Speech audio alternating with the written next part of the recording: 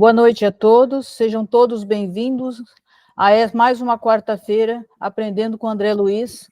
Nós estamos estudando o livro Os Mensageiros e hoje nós vamos estudar o capítulo 9, que é Ouvindo Impressões, e o estudo de hoje será feito pela Márcia Tezelli. Márcia, com você agora. Boa noite a todos. Vamos concentrar os nossos pensamentos aqui neste momento precioso, agradecendo ao Pai a oportunidade de estudo, dos companheiros desencarnados e encarnados aqui presentes, e agradecendo, sobretudo, ao próprio André Luiz pela generosidade e carinho que nos concedeu passagens tão valiosas de sua vida para que pudéssemos meditar sobre elas. Obrigada pela oportunidade, que Deus nos acompanhe, que assim seja. Bom, meus amigos, o nosso capítulo 9 aqui é extremamente interessante, né? Porque é uma continuação daquele nosso último capítulo, ouvindo as situações de Acelino, né? E o que mais me chamou a atenção são vários diálogos, várias pessoas no mesmo salão, se confraternizando e, ao mesmo tempo, trocando as impressões, ouvindo impressões. E eu achei de uma maneira tão, assim, despida de vaidade, com tanta sinceridade, com tanta verdade, porque, diferentemente daqui da Terra, quando a gente discute alguma coisa que fizemos, quando alguém nos faz algum apontamento, que poderíamos ter feito assim, ou assado, ou diferente, a gente sempre tem melindres, né? Fica susceptível, nossa vaidade nos machuca. E aqui você vê pessoas contando das suas falências, dos seus problemas, das suas fragilidades, com tanta verdade, que eu achei tocante isso, sabe? Então, vamos lá. Então, André Luiz continua, né, naquele ambiente. Deixando a Celino em conversação mais íntima com Otávio, fui levado por Vicente a outro ângulo da sala. Muitos grupos se mantinham em palestra interessante e educativa, observando eu que quase todos comentavam as derrotas sofridas na terra. Fiz quanto pude, exclamava uma velhinha simpática para duas companheiras que a escutavam atentamente. No entanto, os laços de família são muito fortes. Algo se fazia ouvir sempre, com voz muito alta em meu espírito, compelindo-me ao desempenho da tarefa. Mas, e o marido, Amâncio, nunca se conformou. Se os enfermos me procuravam no receituário comum, agravava-se-lhe a neurastenia. Se os companheiros de doutrina me convidavam aos estudos evangélicos, revoltava-se ciumento. Que pensam eles? Chegava a mobilizar minhas filhas contra mim. Como seria possível, em tais circunstâncias, atender a obrigações mediúnicas? Quer dizer, eu, pelo menos, compreendo muito bem, eu até peguei aqui a definição de neurastenia para a gente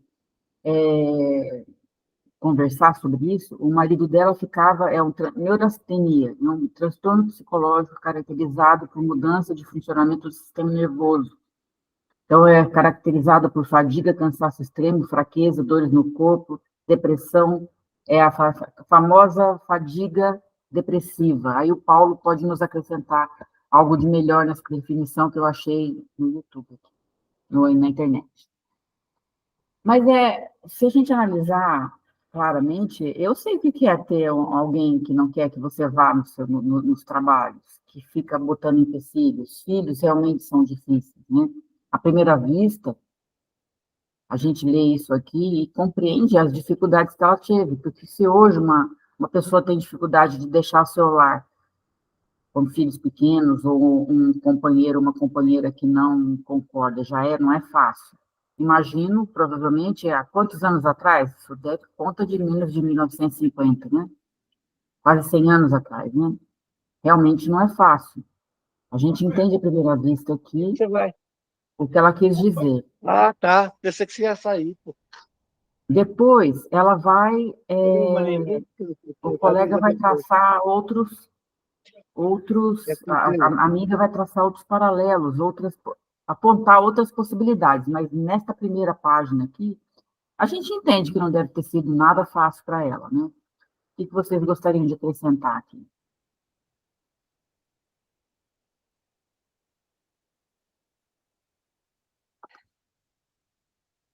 Bom, se ninguém tem nada a acrescentar, vamos continuar. Vamos aqui. Márcia, Pois não. eu estava esperando alguém aí, mas esse é o que você falou, né? Esse caso aqui são os problemas. Alexandre, está aberto seu microfone, Alexandre. Esse caso é um caso, então, que são desajustes de família. Quando você tem alguém dentro que veio com um trabalho e trabalho sério, como a mediunidade, o trabalho de assistência, né? Uhum. Assumiu compromissos, e a família, aparentemente, todinha aí não dava suporte. Aí tem muitos outros elementos, né, Márcia? Como vocês sabem, a gente não sabe até que ponto esse marido dela sofria de alguma obsessão, alguma influência do ponto de vista dele mesmo, né, da família, né? Porque os impedimentos são muitos, não são só aqui, nosso aqui, mas também da própria espiritualidade, dos nossos compromissos passados, né?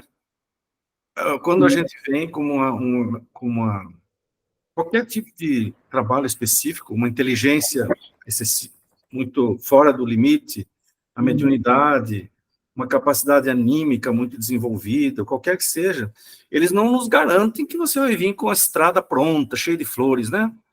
A gente tem que saber que vai ser aqui, a gente vai encontrar muitas pedras, muitos espinhos, e é aí que surgem os problemas. Mas é só isso, Márcio, só para... E eu acho interessante, por exemplo, que a questão da mulher no século passado, principalmente no início do século passado, era bastante difícil, né? Era uma situação de muita submissão e tudo mais. Apesar de depois, mais para frente, aqui, a outra irmã dar algumas sugestões para ela do que ela poderia ter feito de melhor, mas realmente não é muito fácil, a gente compreende bem. Mas, Márcia, a questão da submissão é importante, como você falou, mas eu não sei se é mais para frente, acho que é ela mesma que... Sim, é o caso dela mesmo. Ela fala que é o seguinte, que o silêncio seria importante, né? Se ela tivesse trabalhado com mais silêncio, assim, sem rebater, sem contestar o marido, sem contestar as filhas, mas se trabalhasse em silêncio, aí, sob esse ponto de vista, às vezes a submissão, até de um certo ponto, assim, ele pode até ajudar um pouquinho, porque a pessoa vai trabalhar em silêncio, então ela já tem todas aquelas forças, né, para te empurrar para baixo lá. Então, se você souber aproveitar aquilo, trabalhar em silêncio, né? Agora, se você não é submisso, mas você é o contrário, você se exalta, se rebela contra a situação da sociedade na época, que eu não aceito isso, que eu não sei o quê. Às vezes, eu acho que essa situação pode até desviar a pessoa do caminho dela, né? Pode ser vamos dizer assim, para uma questão política, social, mais aguerrida, assim, né? Não sei. Mas eu acho que é uma situação séria, claro, não há dúvida, né? E eu acho interessante que ela sempre fala que ouvia sempre com voz muito alta em meu espírito, compelindo-me ao desempenho da tarefa. Quer dizer, a espiritualidade também nunca a abandonou, apesar de todas as dificuldades que ela tinha, a espiritualidade estava ali sempre junto com ela, né? Então, a gente não tem consciência do dever, mas é um nome que eu inventei, que é a intuição do dever, né? A gente vem com aquela intuição que, não, puxa, eu tenho que fazer aquilo isso. Ali, ó. Não é quebrada na cabeça ali. Mas isso não é bem o que o Mauri falou quando eu falei da última vez. Ele falou, não, isso daí são as leis morais que já vêm. Não é, eu estou me referindo a outra coisa. Eu estou me referindo àquele compromisso que você fez aqui lá no plano espiritual, que vem ali te falando, eu chamo de intuição do dever, né? Você tem aquela intuição do dever. Você não tem a consciência do dever, mas você tem aquela intuição. Já tomei muito tempo aqui, Márcio. Vamos lá. Imagina, isso. Aí, vamos lá, então, na próxima, que ela vai continuar contando os casos dela, né? O caso dela. Aí, todavia, você vê que elas estão as amigas conversando de uma maneira muito honesta, muito clara, com muito carinho, mas também com muita verdade, né? Todavia, ponderou uma das senhoras, que parecia mais segura de si. Sempre temos recursos e pretextos para fugir às culpas. Quer dizer, nós sempre damos desculpas para as nossas falhas, né? Encaremos nossos problemas com realismo. Há de convir que, com o socorro da boa vontade, sempre lhe ficariam alguns minutos na semana e algumas pequenas oportunidades para fazer o bem. Quer dizer, se ela tivesse conseguido, como a gente fala, comer pelas beiradas, né, talvez ela tivesse conseguido. Sempre lhe ficariam alguns minutos na semana e algumas pequenas oportunidades para fazer o bem. Talvez pudesse conquistar o entendimento do esposo e a colaboração afetuosa das filhas, que trabalhasse em silêncio, como você falou, né? Mostrando sincera disposição para o sacrifício. Nossos atos, Mariana, são muito mais contagiosos do que nossas palavras. Então, ela queria, talvez, essa nossa amiga Mariana, convencer o marido e as filhas. Tudo bem que o marido e as filhas faziam obstinada oposição, pelo que ela percebe, né? Mas, talvez se ela não entrasse numa disputa, não entrasse numa contenda ali, numa demanda, ela conseguiria ir concordando na frente, mas fazendo o que pudesse, e quando eles viriam, eles se contagiariam por essa atitude dela, né? Aí ela respondeu, sim, respondeu a interlocutora, emitindo voz diferente. Concordo com a observação. Em verdade, nunca pude sofrer a incompreensão dos meus sem reclamar, que é aquilo que ela fala. Ela reclamava bastante, ela se atritava bastante, aquilo trazia uma coisa contraproducente, né? Ela não conseguia produzir, ela ficava mais tempo tentando, talvez, digladiar com isso e achar uma maneira do que realmente fazer aquilo que ela podia. É fácil da gente avaliar e julgar, mas estamos aqui para ponderar os casos, né? Mas eu achei bem interessante o diálogo. Quem gostaria de acrescentar alguma coisa? Pode falar. Então, mas todas as vezes eu sei que eu entendo a situação dela, porque Também. O negócio não é fácil o confronto das outras pessoas, mas é aí que o nosso ego ainda está muito exacerbado. Aí quando o outro, né, fala algo, né, quando repreende, aí a gente não consegue ficar com a boca fechada, entendeu? Mas por quê? Por causa do nosso ego. Então, nesse sentido dela também era por isso que ele fala do silêncio. Se ela não respondesse e ela continuasse como ela fala, em poucos minutos que ela fizesse alguma coisa durante a semana, mesmo que os outros estavam falando, chegava um dia que eles não iam ter mais o que falar o quê? Porque ela não ia responder, ela não ia se importar com isso, e aí provavelmente ela ia conseguir algo além daquilo, né, que ela conseguiu. Por que ela veio nessa situação também tão dificultuosa, como diz o outro?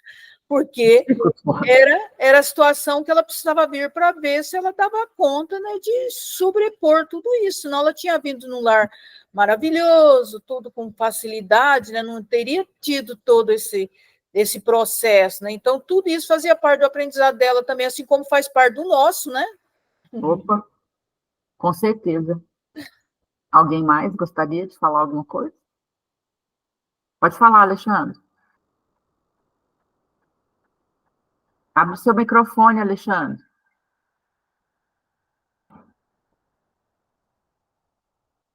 Alexandre, achando que o microfone está desfechado.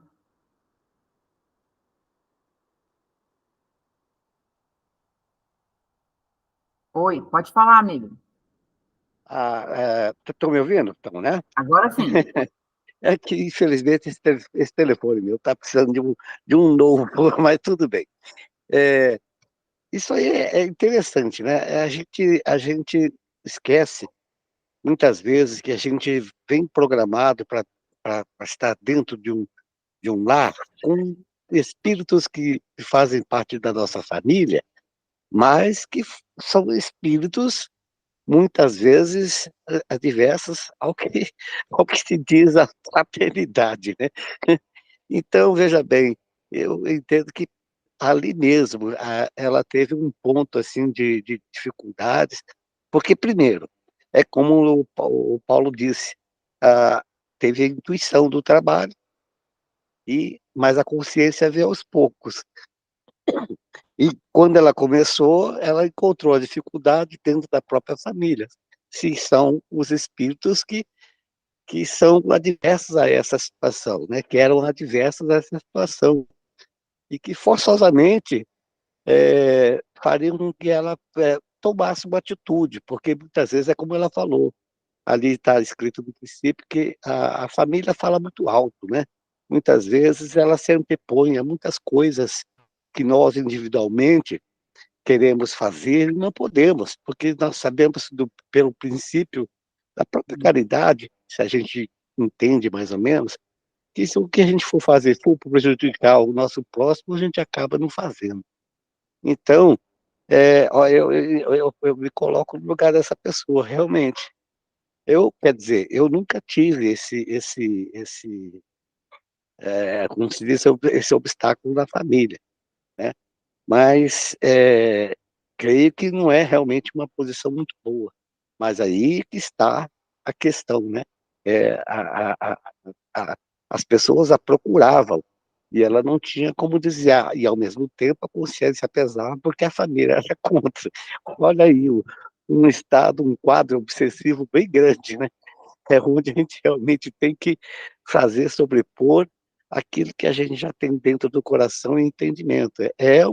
Realmente é uma situação difícil.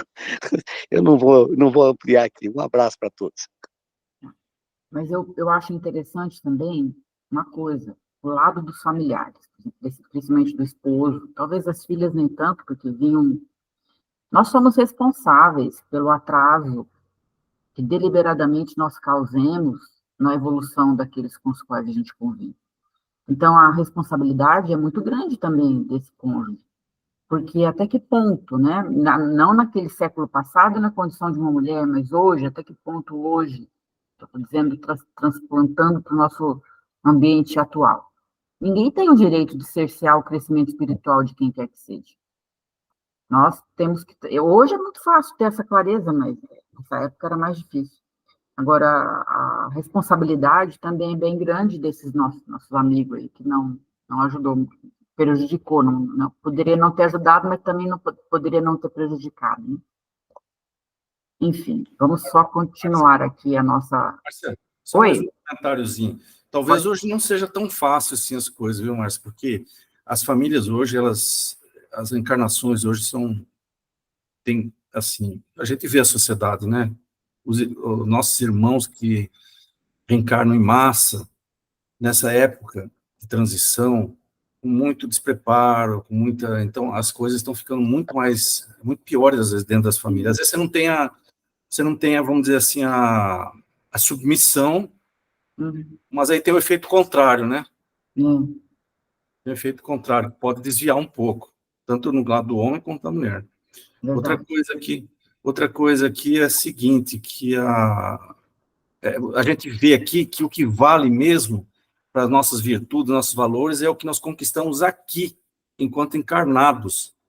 Assim foi a história de Paulo de Tarso, de Gandhi, todo mundo. As grandes transformações são feitas aqui. Porque lá no plano espiritual você passa 40 anos prometendo que você vai fazer tudo certinho, você se aperfeiçoa, você se enche de luz, você se cerca de amigos, você faz tudo. Quando chega aqui, se a gente não tem esse preparo aqui, essa reflexão aqui, como o André Luiz fala né, nos fluidos carnais aqui, né, encarnados, é muito mais difícil. É aquela máxima, né? Aquela filosofia profunda, jogo é treino, né? A gente está aqui no verdadeiro.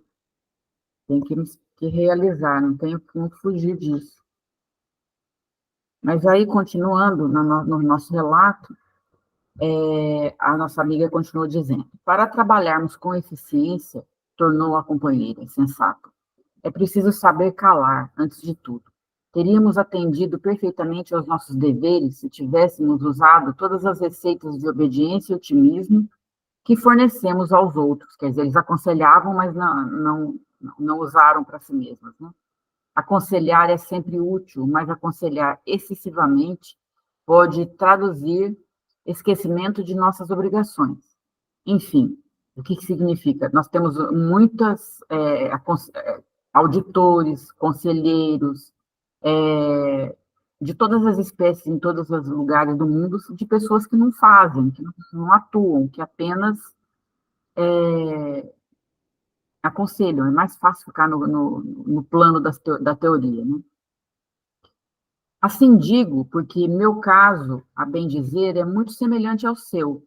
Fomos ao círculo carnal para construir com Jesus, mas caímos na tolice de acreditar que andávamos pela terra para discutir nossos caprichos. Não executei minha tarefa mediúnica em virtude da irritação que me dominou, dada a indiferença dos meus familiares pelos serviços espirituais.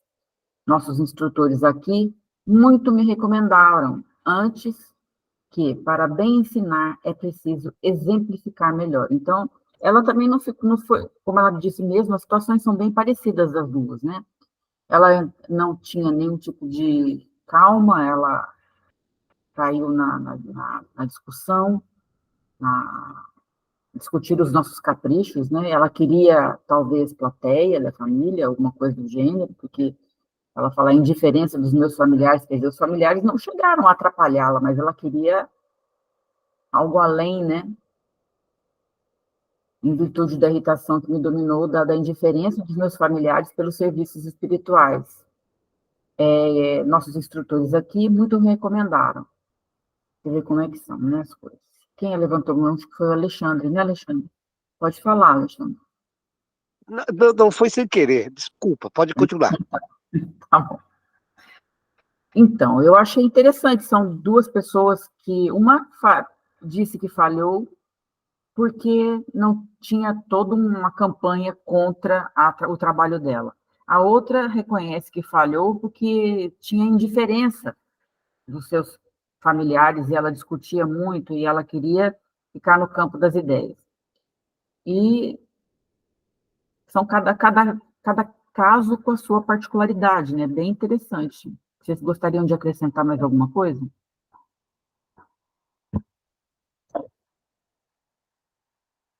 Seja bem-vindo, Maurílio. Obrigado, Márcia. Bem-vindo, Mauri. Cansado, mas decidido, né, Mauri? Tem um caso que nós estamos acompanhando lá na Guadinha, que me lembra muito esses casos. Assim, não estou julgando ninguém, é porque, como aí eles estão fazendo, é importante comentar, discutir os casos. Nós não estamos nos colocando no lugar de pessoas que estão julgando, que nós também temos os mesmos problemas. Mas essas pessoas lá que nós acompanhamos, ela tem uma mediunidade desde jovem, a Badia conhece, o Mauri também, e ela já tem uns 70 anos, e é muito parecido com esse caso. Então, a família toda sempre lutou contra ela, são de outras religiões que dificultaram, e ela tem uma mediunidade incrível, né? A gente vê que as coisas, mesmo no nosso tempo agora, continuam em uma situação muito grave, né?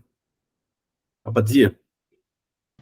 É muito parecida, Paulo, porque até pelo fato que eu acho que tem muito a ver com essa senhora aí mesmo, porque não é tanto, pelo que eu percebi o dia que ela foi lá no Ramatiz, não é só pela família, porque se a filha, que é de uma igreja que tem muita dificuldade, eu imagino a dificuldade que a filha teve, né, para levar ela lá num lugar que é totalmente adverso daquilo que ela acredita, e ela levou essa mãe, e essa mãe não quis. Ela, não, na verdade, no fundo, eu acho que ela coloca a culpa na família, mas eu acho que é essa situação aqui mesmo, sabe? Que é porque ela não, de repente, é difícil para ela assumir isso, porque ela queria mesmo que a família estivesse ali junto com ela, né? Porque a filha, você pensa, uma filha que é da Universal, que para ela um espírito é algo muito difícil dela aceitar, né? Ela foi lá, levou a mãe lá, falou: olha, mãe, se a senhora quiser, eu trago a senhora aqui. Quer dizer, eu acho que é muito parecida essa situação aqui, Paulo. Realmente uma filha que de outra religião, ainda mais se presta a levar a mãe, realmente. Mas tem outros casos aqui que eu acho que pode se encaixar um pouco no caso dela. Eu acho bem interessante aqui na sequência, quer ver? Qualquer coisa a gente volta aqui. Ela fala: entretanto, por minha desventura, tudo esqueci no trabalho temporário da terra. Se meu marido fazia ponderações, eu criava refutações. Ela gostava era do debate, né? Não suportava qualquer parecer contrário ao meu ponto de vista em matéria de crença. incapaz de perceber a vaidade e a tolice dos meus gestos. Das irreflexões nasceu minha perda última, na qual agravei de muito as responsabilidades. Quase mensalmente, Joaquim e eu nos empenhávamos em discussões e não trocávamos apenas os insultos contundentes, mas também os fluidos venenosos segregados por nossa mente rebelde e enfermiça. Entre os conflitos e suas consequências, passei o tempo inutilizada para qualquer trabalho de elevação espiritual. Realmente ela perdeu o tempo dela na contenda aí, né? Nesse instante, chamou-me Vicente para apresentar um amigo. Ao nosso lado, outro grupo de senhoras conversava animadamente. Afinal, Ernestina, indagava uma delas, a mais jovem, qual foi a causa de seu desastre? Apenas o medo, minha amiga, explicando a interpelada. Tive medo de tudo e de todos, e foi o meu grande erro. Aqui, eu deveria ter feito 2 slides separados, porque nesse instante, aqui nessa frase, já começa um outro caso. E nesse primeiro parágrafo aqui é a conclusão do caso daquelas 2 senhoras conversando. E é muito interessante, né? Ela não gostava de ser contrariada, ela tinha que ter a palavra final, ela queria discutir, ela e o marido tinham contendas difíceis aí, e olha que interessante, não trocávamos apenas os insultos contundentes, mas também os fluidos venenosos segregados por nossa mente rebelde, quer dizer, no fundo, usando a mediunidade, aquelas capacidades de transmissão de fluidos, para uma coisa bem negativa com seu cônjuge. Entre conflitos e suas consequências, passei o tempo inutilizada. E quando a gente perde tempo na briga, a gente está inutilizando nosso tempo, né, para qualquer trabalho de elevação espiritual. Em relação a esse último parágrafo aqui, alguém gostaria de acrescentar alguma coisa? Esse primeiro parágrafo, né? Pode falar, Paulo. Márcia, eu ia te dar uma sugestão para você ler cada caso inteiro. Eu deveria ter separado. Não tem problema, não tem problema. Você lê, por exemplo, esse caso que começou aqui nesse instante, então você lê ele inteiro, aí depois a gente comenta. Né? Tá, perfeito. Você sabe que às vezes, eu brinco aqui em casa falando assim, que eu vou tentar corrigir os meus defeitos, os meus grandes problemas, não para quando eu for para lá, mas quando eu voltar de novo. Porque é o seguinte, quando é aqui que as coisas são importantes. Lá também, mas aqui é que os valores, as virtudes nossas contam, aparentemente, pelo que a gente lê e pelo que a gente aprende. Se consolidam, né? Então, às vezes, eu venho meditando muito sobre sobre o silêncio, me preparando para que na próxima, porque com certeza eu vou ter mais algumas aí, muitas aí, na próxima eu já venha mais preparado para aprender a fazer o silêncio, como ela precisava, aí, menos rebelde, porque lá do outro lado, lá nós vamos ficar em silêncio, vamos fazer tudo, porque lá o que você pensar, todo mundo vai saber. Aqui não, então nós precisamos nos preparar, às vezes, para a próxima vida. Pelo menos, isso é uma postura, assim, não é muito séria minha, mas também não é uma brincadeira, eu acho que é uma coisa séria, mas a gente tem que pensar nisso, eu acho. Também acho. A Mauri, pode falar. Então, pessoal, fiquei pensando na importância do relacionamento conjugal. Como isso pode te levar a um nível mais elevado, uma pessoa que vai te inspirar, que vai muitas vezes congregar. Não acredito que seja estritamente necessário. Só vou ter um relacionamento com quem tiver a mesma crença, mas que haja ao menos o respeito, né? Eu conheço um casal que ela é evangélica e ele é espírita e tudo certo. E eles vivem em paz quanto a essa questão de crenças. Mas imagino que quando você tem a mesma crença, isso facilita muito, né? Quando você tem uma pacificação dentro do lar, um entendimento, um apoio mútuo, aí 1 mais 1 não é 2, é muito mais, né? Que 2. Porque você fica estimulado a seguir um bom caminho. Aqui é o contrário, aqui é o marido, né? Esqueci o nome do rapaz, Joaquim. Isso, e fica brigando e brigando com essa senhora e ela se perdeu do foco do trabalho mediúnico dela na atividade conjugal meio desequilibrada. Então, a importância, né, tanto para um lado quanto para o outro. Amâncio era da primeira casa, Joaquim realmente é dessa senhora, a segunda aqui. Mas então eu vou fazer isso, Paulo. Eu vou começar agora lendo o caso desse outro caso aqui, a gente lê completo e depois a gente conversa a respeito, né? Então eu vou ler novamente. Nesse instante, chamou-me Vicente para apresentar um amigo. Ao nosso lado, outro grupo de senhoras conversava animadamente. Afinal, Ernestina, indagava uma delas, a mais jovem, qual foi a causa de seu desastre? Apenas medo, minha amiga, explicou a interpelada. Tive medo de tudo e de todos. Foi o meu grande mal. Deixa eu passar aqui o slide. Tá bom?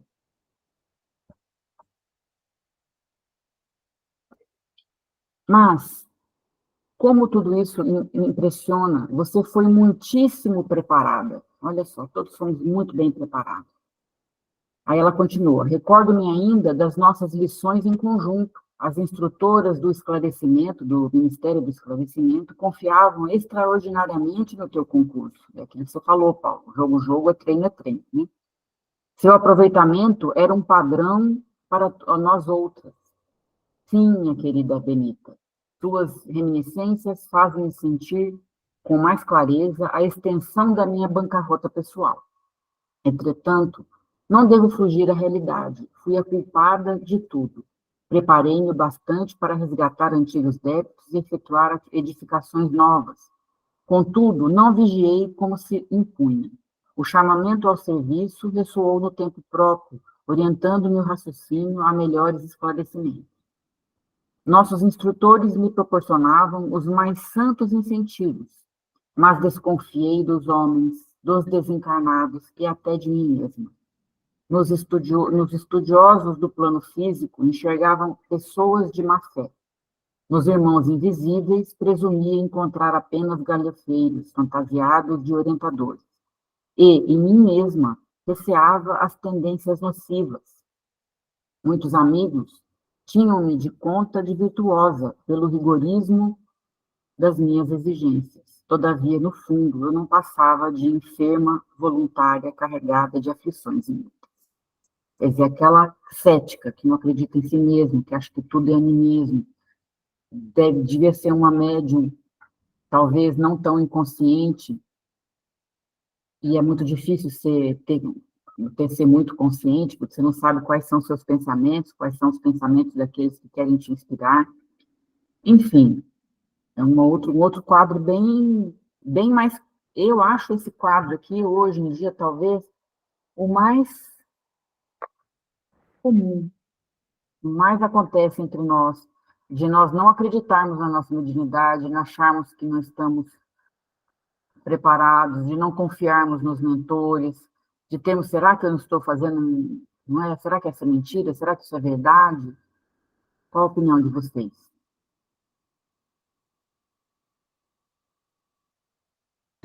Exatamente, foi essa minha percepção, né?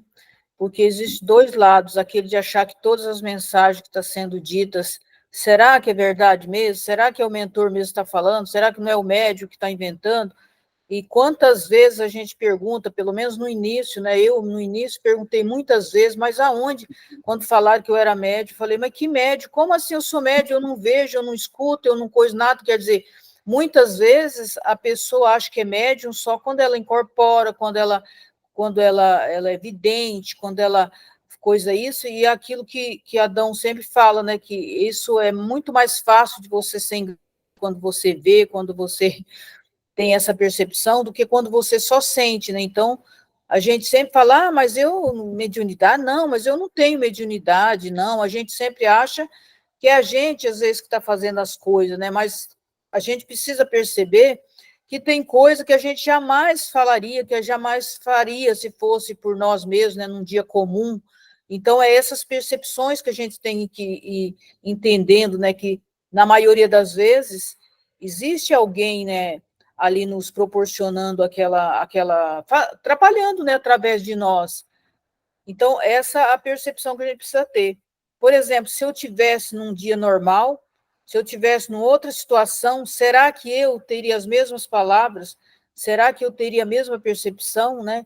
Então, esse medo dela, será que eu estou fazendo certo? Será que eu estou fazendo errado? Ou seja, a gente tem que ter essa entrega, né? Essa confiança que nós temos um mentor, que é o nosso professor, que ele vai estar ali do nosso lado e procurar, né, sentir lá no fundo da nossa alma mesmo aquilo, né, como...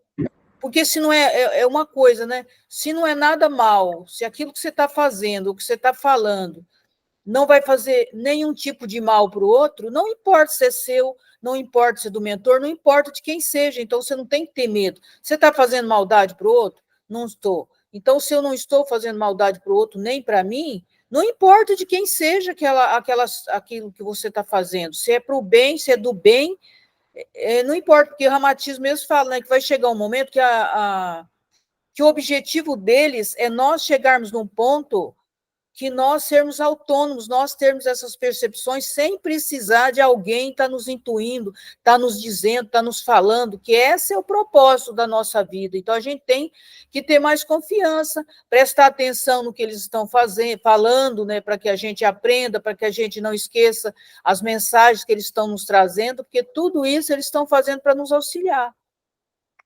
Eu acho uma coisa interessante, é assim, uma vez que nós estamos dentro de um centro, que é uma casa equilibrada, que é um centro sério, que temos uma espiritualidade realmente nos orientando e cuidando de nós, se nós estamos executando esse trabalho dentro dessa casa que é séria, nós temos que, lá dentro, nos sentirmos mais à vontade de manifestarmos aquilo que, como você falou, que vem a nós para fazermos o bem de alguma maneira, né? É claro que isso é perigoso se você não conhece a casa, se você está entrando no primeiro lugar, você não sabe o ambiente, mas uma vez que você sabe que a casa é séria, que o ambiente é sério... Paulo, pode falar. Eu queria dizer que essa questão de desconfiar, de passar pelo crivo da razão, como dizia, o maior exemplo que nós podemos ter é Allan Kardec. Eu acho que não tem ninguém que desconfiou mais da espiritualidade do que o Allan Kardec. Ele chegou a recusar cartas, ele chegou a recusar psicografias, que dá para preencher livros e livros, bibliotecas, porque ele desconfiava, ele falava que a gente tem que desconfiar mesmo. Só por que ele terminou a missão dele de forma tão maravilhosa? Então, não há incompatibilidade entre você desconfiar, entre você checar, entre você verificar, isso que é o ensinamento maior dele, e você fazer um bom trabalho. Não há diferença nenhuma, não há incompatibilidade nenhuma. Por quê? Porque ele mostrou isso, ele é o maior exemplo para nós disso, né? Agora, o próprio Jesus falava que nessa época nós teríamos muitos falsos profetas, não falou isso? A mistificação vai aumentar muito, porque a espiritualidade em massa, e às vezes, o que a Márcia falou da casa, é verdade, a casa é confiável e tudo mais, mas às vezes eles permitem até, a gente sabe que eles permitem que algumas mensagens possam ser falsas, etc., para que nós sempre estejamos verificando, checando essas mensagens, nós temos que ter esse discernimento das coisas, senão nós vamos ficar sempre confiando nas coisas. Então, para mim, Allan Kardec é um exemplo. Agora, por que Allan Kardec não tinha esse medo, como ela está falando aí? Oração, mente, conexão com a espiritualidade. Ela, aparentemente, aqui, e o meu jeito de falar, às vezes parece que eu estou criticando ela, mas não é, eu estou verificando aqui o caso, né? Faltou aqui uma conexão, assim, ela mesma falou assim, não vigiei, ou seja, ela não tinha essa conexão de amor e de oração, aparentemente, que a conectava com a espiritualidade. Então, eu acho que tem que manter essa ideia, assim, de checar, de verificar, eu acho que isso é importante. A Badia levantou a mão e o Amauri, acho que foi você que levantou primeiro, né, Badia? Mas quando eu falo isso, Paulo, não estou falando de aceitar tudo, mas estou falando esse medo. Allan Kardec, ele não tinha medo, mas ele tinha um propósito que ele tinha que verificar, assim, nós também temos, mas de uma outra maneira. Por exemplo, aí que entra a questão de você ter conhecimento da doutrina, de você ter estudado, porque tem pessoas que falam coisas que é totalmente absurda, que bate de encontro com a verdade. Por exemplo, eu já ouvi muitas barbaridades dentro do centro, de pessoas falar coisas terríveis, coisa que um espírito de luz jamais falaria. Eu já ouvi 3, logo que eu comecei a fazer parte, não vou aqui citar muita coisa para não comprometer muita coisa, Mas já me falaram 3 vezes coisas assim absurdas que nenhum ser sério falaria aquilo para mim. Então, você tem que ter conhecimento, porque você sabe que a espiritualidade não vai falar certas coisas, porque você conhece, porque você sabe a forma que a doutrina ensina. Então, se você conhece realmente, você vai fazer as suas ponderações. Não é que você vai acreditar sem fazer as ponderações, mas não esse medo dela que achava que tudo era, que todo mundo que estava falando ali era falso. Tem um monte de gente que eu ouço, assim, tem coisas que eu ouço e eu também não trago para mim aquela mensagem, mas você tem que ter esse discernimento, sim. Mas não ter medo de tudo, também achar que tudo é falso. E o Allan Kardec, ele estava certo, ele estava fazendo as primeiras ponderações, mas quem conhece, por exemplo, o estudo que ele fez, já é meio caminho andado para saber se eu posso acreditar ou não naquela mensagem que está vindo. Entendeu? A Mauri, pode falar. Achei ótimas as colocações que vocês fizeram. Essa questão da mistificação, tem a ver com o teor da mensagem, perfeita colocação da Badia, né? Você não vai, a fé raciocinada, você não vai aceitar tudo cegamente. E quanto à questão do medo que essa personagem trouxe para a gente nesse capítulo, eu diria que uma pitadinha vai bem, mas muito medo paralisa você. Exatamente. Eu penso assim, por exemplo, como vocês já falaram, né? Allan Kardec avaliava, analisava, mas ele agia, ele nunca deixou de fazer. Essa senhora paralisou-se nesse medo, né? Grande problema. Não executou a tarefa. Antes do Alexandre falar, só Uhum. ele levantou a mão aí. Não, no livro dos médiuns tem uma mensagem assinada por Jesus, né? Você já viu aquela mensagem, não? Não. O Chico, o Allan Kardec publicou, está no livro dos médiuns, e ele analisa a carta para mostrar que era uma mistificação. Então, é desse jeito, é uma coisa muito séria, né? Pode falar, Alexandre. Alexandre. Você precisa abrir seu microfone.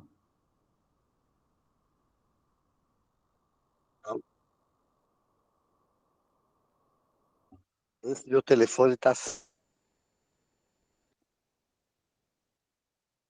Pronto, agora tá. Fechou.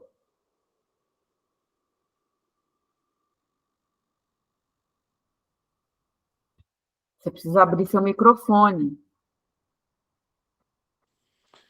Ele parece estar com dificuldade. Ele estava Não falando do consegui. telefone. Agora abriu, Alexandre, pode falar. Pode falar. Tá me ouvindo?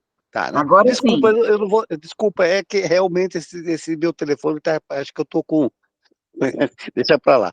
Mas, gente, vamos analisar da seguinte forma: existe a mediunidade, né? Existe a mediunidade em todo ser humano.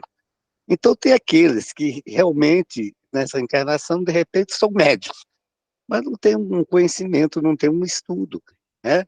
Então, o espírito tem certa dificuldade de passar para ele determinadas mensagens que ele quer fazer, e a gente sabe disso. Muitas vezes a gente até se torna oblíquo, né, oblíquo nesse sentido.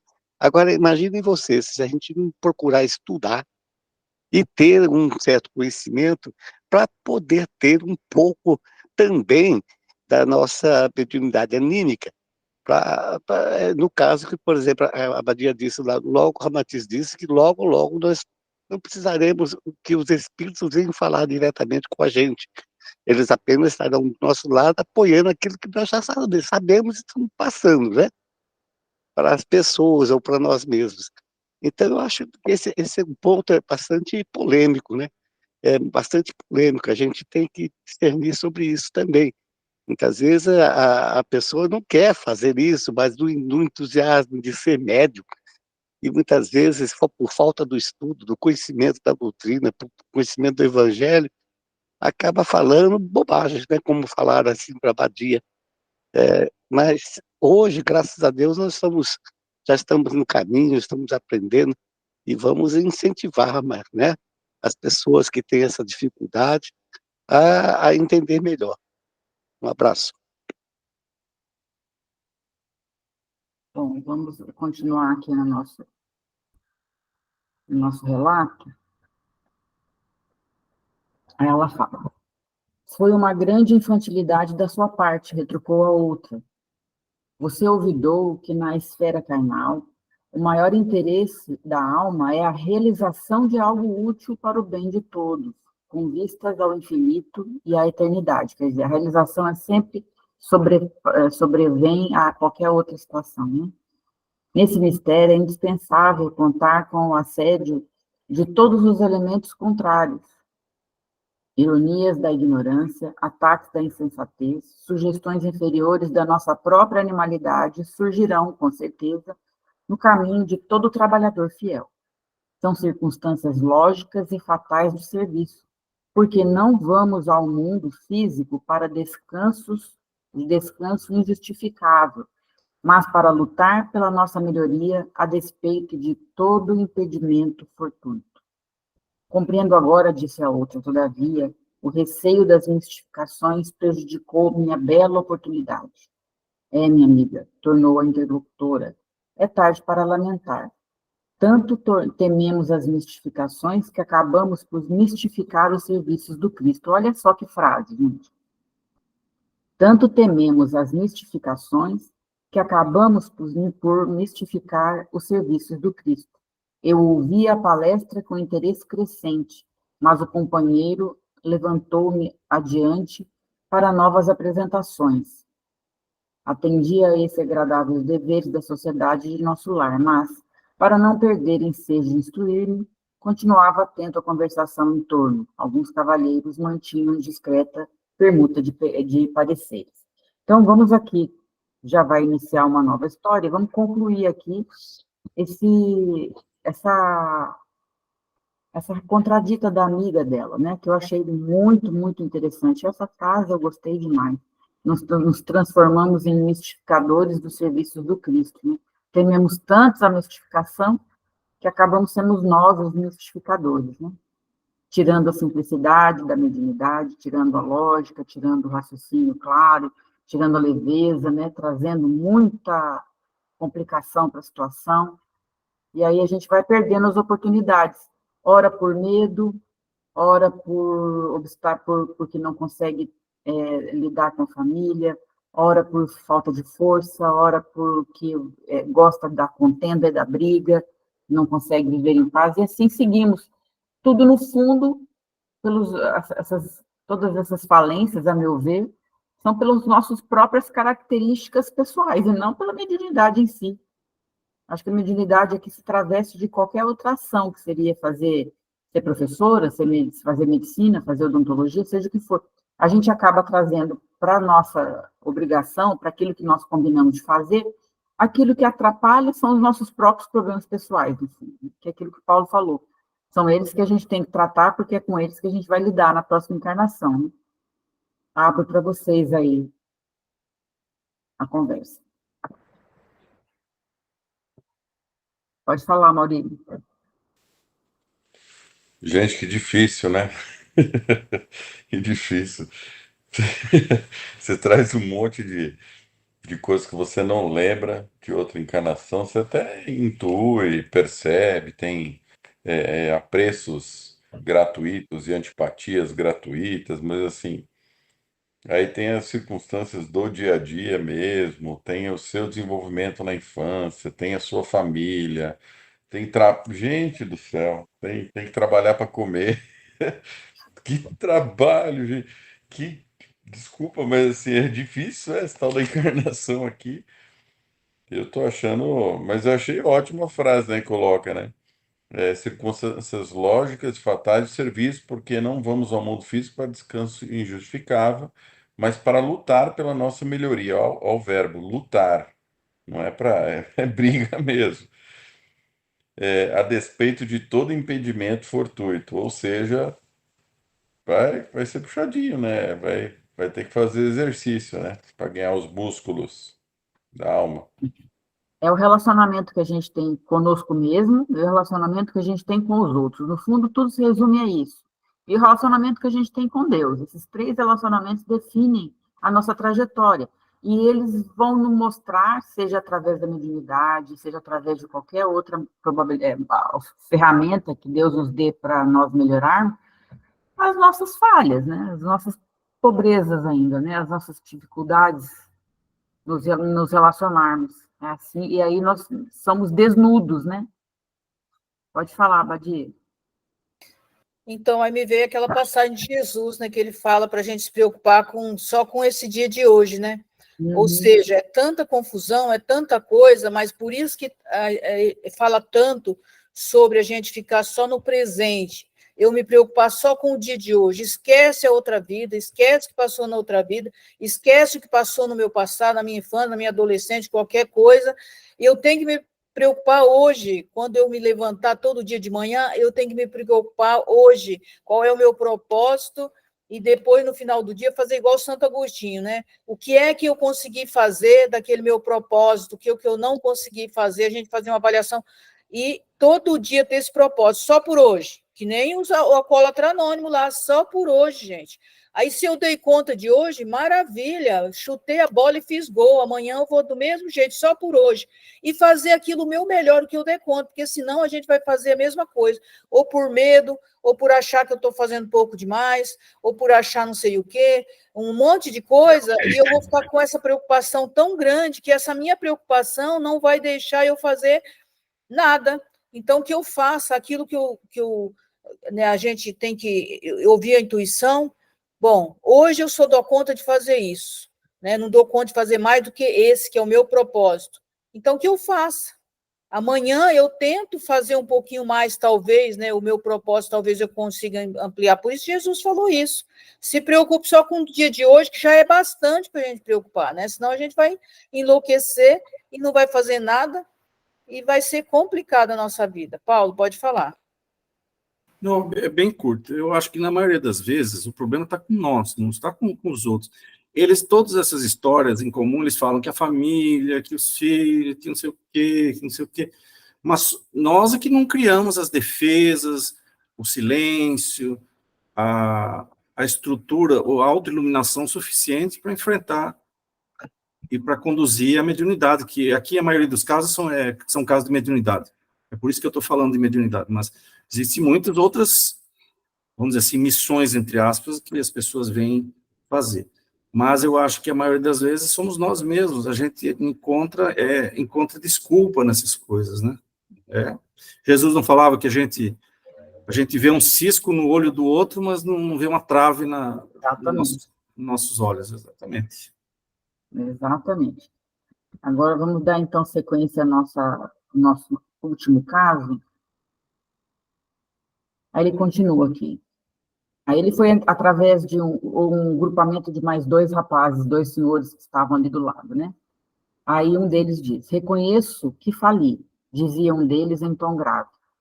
E muito já espiei nas regiões inferiores, mas aguardo novos recursos da providência. Faltou-lhe, porém, bastante orientação para o caminho? Perguntou o companheiro. Explico-me, esclareceu o primeiro. Faltou-me o amparo da esposa. Quer dizer, sempre colocamos na conta do outro. Enquanto a tive ao meu lado, verificava-se profundo equilíbrio nas minhas forças psíquicas. A companhia dela, sem que eu pudesse explicar, compensava-me de todo o gasto de energia mediúnica. Minha noção de balanço estava nas mãos da minha querida Adélia.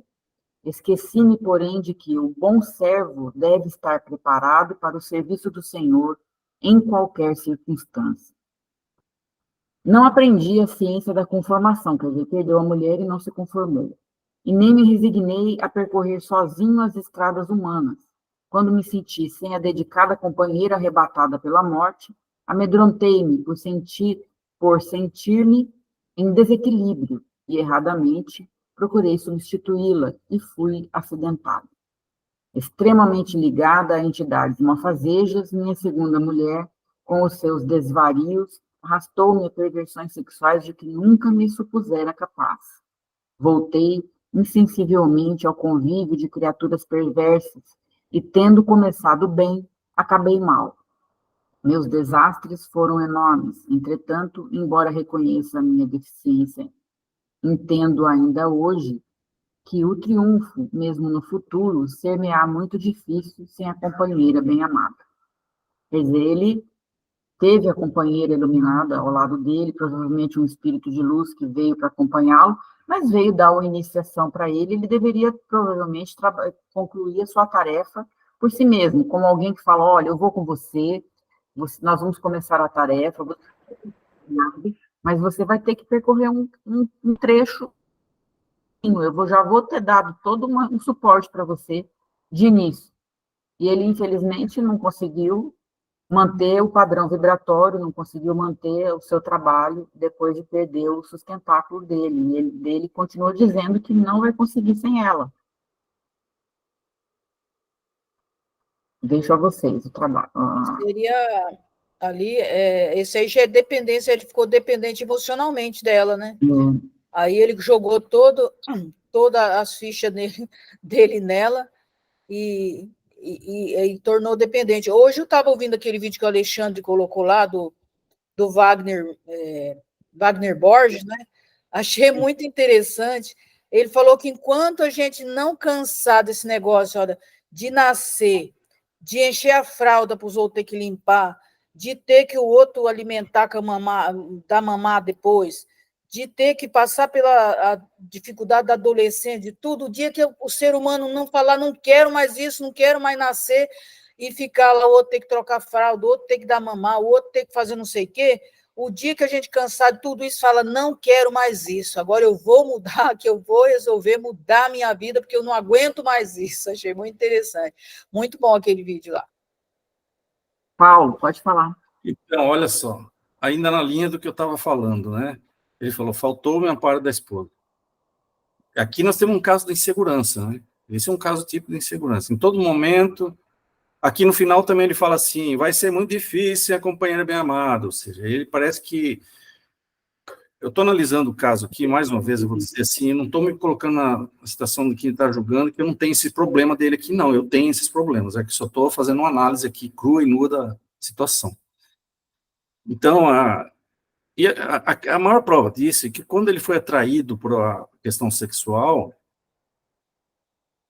não é ela que atraiu, não é ela que levou ele para essa situação, ele, teoricamente, as fraquezas dele é que o levaram a essa situação, né?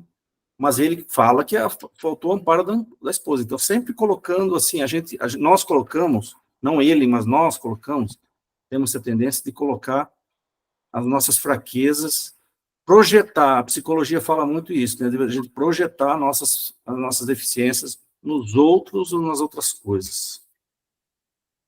Exatamente. Pode falar, Mauro. Essa história que o Paulo falou é perfeita, né? Colocar a gente como o artífice do bom e do ruim. A Abadia me lembra aquela história, né, da escola que a professora me deu 0 e eu tirei 10, né? Então, quando você tira 0, é a professora que te deu 0, e quando você tira 10, é você que é o responsável. Exatamente. E eles falam muito assim para a gente, pô, professora, como que você me deixou de exame? Professora, como que você me reprovou? Como que você não me deu essa nota aqui? Vocês falam muito isso. É bem isso mesmo. Mas é muito interessante, né? Você vê nitidamente um planejamento ali, nesse caso, eu vi. O espírito mais evoluído que ele, como a esposa dele, veio, deu todo o suporte para ele iniciar a tarefa, ele veio preparado numa mediunidade, provavelmente de resgate grande, como ele mostra, e ele foi muito preparado. Aí deixou ele caminhando já e voltou. E ele provavelmente não caiu. Eu acho que nas próximas, não é mais coisas que vai ser dada para ele, mais coisas vai ser tirada. E geralmente é assim que acontece, né? Deus nos dá todas as condições para nós realizarmos uma dada tarefa. A gente não consegue concluir, na próxima não vai ser mais fácil, vai ser mais difícil. Então, a gente tem que agradecer muito as condições favoráveis que a gente tem hoje, e para não perder as oportunidades, porque não vão ficar melhores depois, se a gente tiver que repetir, eu penso assim. E agora, no último slide, é só uma conclusão aqui do André Luiz. Ele diz assim: tornara-se a palestra sumamente interessante, desejava acompanhar-lhe o curso, mas Vicente chamou minha atenção para outro assunto e era necessário acompanhá-lo. Então, eu achei esse... Nós somos pontuais, ó, 21 horas. Eu achei esse capítulo totalmente que diz respeito a nós, né? No nosso trabalho na mediunidade, no nosso trabalho no centro, como a gente lida com os nossos companheiros.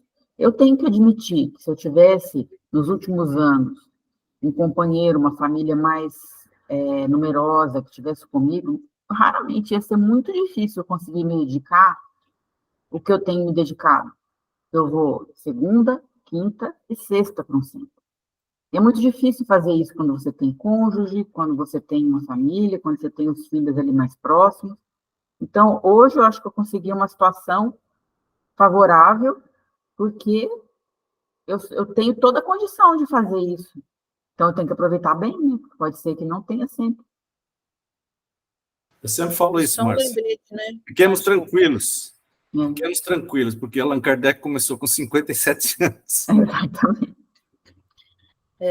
Só lembrando, né, a espiritualidade fala muito isso para a gente, que nunca existiu um período que as pessoas têm tanta facilidade hoje eles nunca estiveram tão próximo, né, dos terráqueos como eles estão agora, né, que a oportunidade agora é muito maior do que qualquer ser humano já teve aqui no planeta Terra. É isso aí. Alguém mais queria acrescentar alguma coisa? O que vocês acharam do capítulo? Eu achei fantástico. Bem interessante. Eu acho que vai continuar. Eu não li para frente, mas ele deve continuar mostrando exemplos, né, de fracassos, que ele chama de desastre. A maioria deles aqui não chama de fracasso, chama de desastre. Achei interessante isso. Porque falência, né? Falência, desastre, né? Porque é séria a situação, né? Mas eu acho muito interessante. E cada história dessa merece uma reflexão profunda, né? Sem dúvida. Bom, então eu vou parar a gravação aqui.